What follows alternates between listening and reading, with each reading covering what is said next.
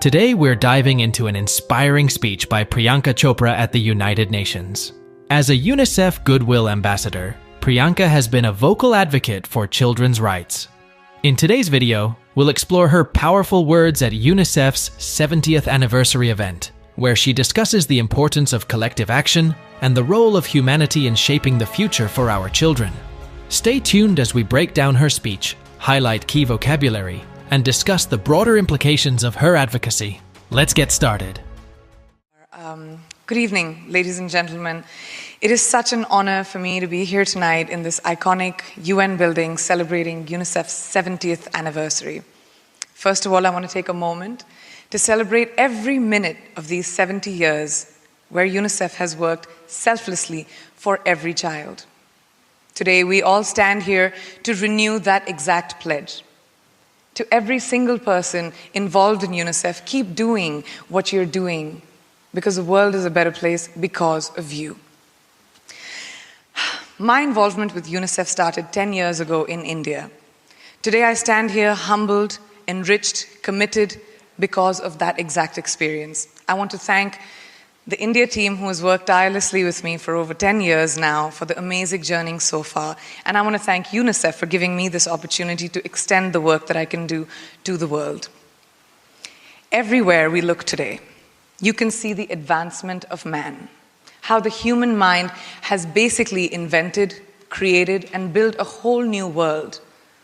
Yet strangely, every time that I have been on the field, I've wondered how that same human mind continues to allow the exploitation of children across the world, where girls are being denied to go to school, where children are living without clean water, medical care, protection, even food, where their bodies and minds are unprotected from violence, abuse, and exploitation, where they are targets of war.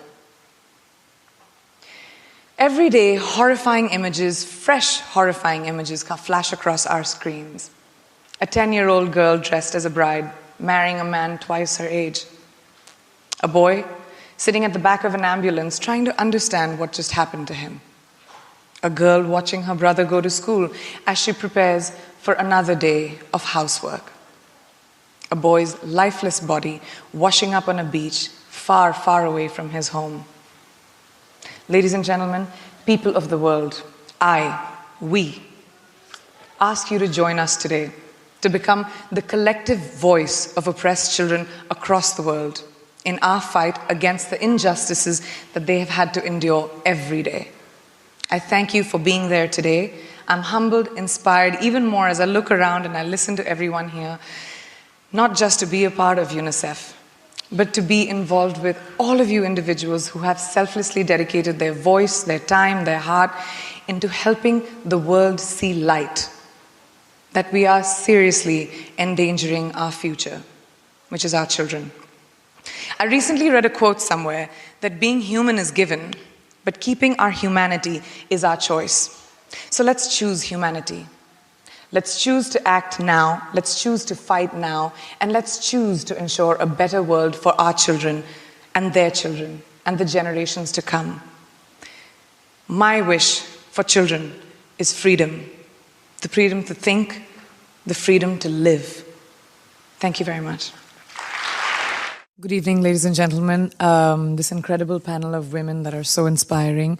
I've worked with UNICEF now for about 12 years, and mostly with education and rights for children.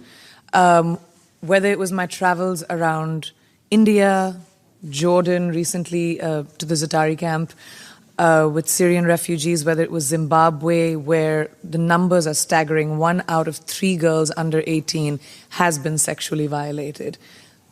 100%. South Africa.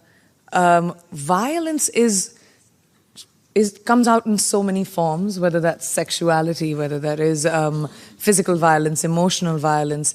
The one thing that I have seen that usually works within communities is to be able to empower women and young girls, giving them the right to tell them it is okay, especially in developing countries like you were speaking, ma'am, right now, about if a girl wears a certain outfit, she's judged for it and she asked to be raped. Or if a girl hits puberty, she will not be allowed to go to school anymore because she might be raped.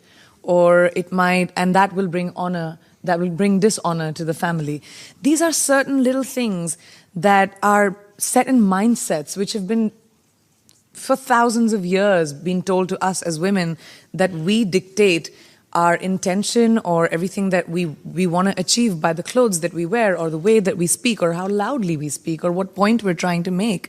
So what has worked is empowering these young girls and boys in schools, by telling them that a real man is not violent and a real woman is not tolerant of it. Because what happens is society tells boys that it's okay to be violent, and then women just become tolerant. And when these girls are empowered, I've seen so many kids that I've met who go into their own communities, and despite of being ousted, despite of being told that they're too much women and they're bad influences, and they will probably, turn the other girls into bad influences, they go out there, knock on doors, and make the change. So we need to start young. We are not going to be able to change the mindsets of older people, unfortunately. And starting young, how do you get girls and boys to be more engaged in this fight, both girls and boys? Well, again, I think, the fact that everyone sitting in this room, they are people who are influencers, governments, people in higher positions and platforms. Once you, like in India, for example, we have incredible laws that have been passed for the protection of women, which local and international communities have pushed the government to do. And now implementation is what is important. You see young people with the use of social media, with the use of being aware, socially aware, by parents teaching their children, by making them, like how Malala's father addressed us, and he said, my father was exactly the same. He told me that no one will ever tell you to not have an opinion, because that's the one thing that's taken away from a woman, is her opinion and her right. And my father empowered me to be able to sit in front of you and say anything that I want from my experiences. And it's that with the internet, with the social media that we have, it can become something which is horrible, but it can also become a boon by us being able to. These kids are dictating and teaching themselves. We're not going to be able to tell them this is how life is led. They're discussing it on their own. They're on their phones, they're on Facebook, whether I was at this Dari camp, whether I was in Rajasthan in India, whether I was in Zimbabwe. So the access and the information that we provide to them is very important. And UNICEF and so many other NGOs and amazing organizations are doing such great groundwork, which you said, going into the field and actually changing mindsets. Visit our site, EnglishSpeechChannel.com, for exclusive access to video transcripts, offline audio, English lessons, and private classes. Don't forget to explore our free and new ebooks. Also, subscribe to our weekly newsletter for the latest updates. Links in the description below. Thanks for your support.